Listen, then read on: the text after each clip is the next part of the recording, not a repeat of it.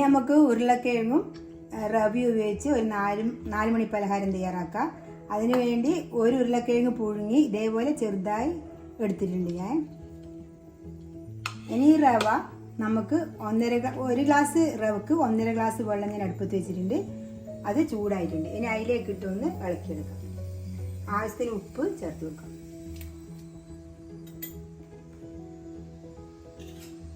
അത് നല്ലോണം തിളച്ച് വരട്ടെ. ഇതിലേക്ക് ഇട്ട് കൊടുക്കാം. തീ ഓഫാക്കാം.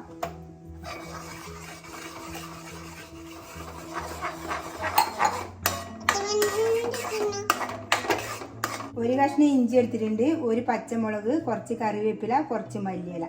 ഇതൊന്ന് ചതച്ചെടുക്കാം മിക്സിയിലിട്ടിട്ട്. ഇതിലേക്ക് ചതച്ച ഇഞ്ചി പച്ചമുളക് ഇട്ട് കൊടുക്കാം.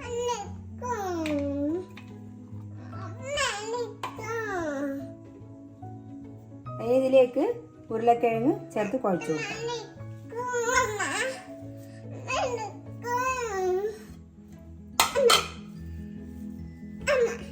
ഇത് കുറച്ച് മുളക് പൊടി ചേർക്കുന്നുണ്ട്. ഇനി ഇതിലേക്ക് 2 സ്പൂണ് അരിപ്പൊടി ചേർത്ത് കൊടുക്കാം. ഇനി നന്നായി കുഴച്ചെടുക്കാം. ചേർത്തിട്ടുണ്ട്. ഇതിന്റെ മുകളിൽ കുറച്ച് നമുക്ക് വെളിച്ചെണ്ണ തടവി കൊടുക്കാം.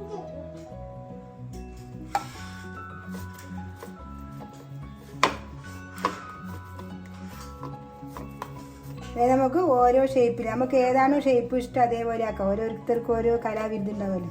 എനിക്ക് പിന്നെ അങ്ങനെ ഷേപ്പൊന്നും ആക്കാൻ അറിയില്ല. നമുക്ക് ഓരോരുത്തരുടെ ഇഷ്ടത്തിനനുസരിച്ചുള്ള ഷേപ്പ് ആക്കാം.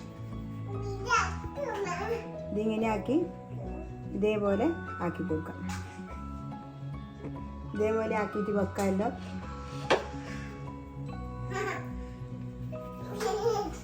മുഴുവനും ഇങ്ങനെ ആക്കി വെച്ചിട്ടുണ്ട്. ഇനി നമുക്കിത് ഫ്രൈ ചെയ്തെടുക്കാം. എണ്ണ ചൂടാകാൻ വെച്ചിട്ടുണ്ട്. ഇനി ഇതിലേക്ക് ഇട്ട് കൊടുക്കാം.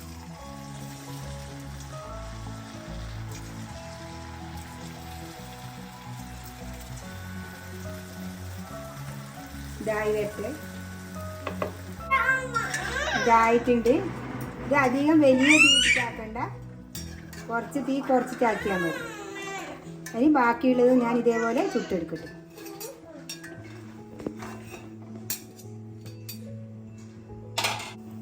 ഇത് മുഴുവനായി ചുട്ടെടുത്തിട്ടുണ്ട്. നല്ല ക്രിസ്പി ആയിട്ടുള്ള ഒരു പലഹാരമായത്. ഇതെല്ലാവരും ഒന്ന് ഉണ്ടാക്കി നോക്കുക. എൻ്റെ വീഡിയോ ഇഷ്ടപ്പെട്ടിട്ടുണ്ടെങ്കിൽ ലൈക്ക് ചെയ്യുക, ഷെയർ ചെയ്യുക, സബ്സ്ക്രൈബ് ചെയ്യുക.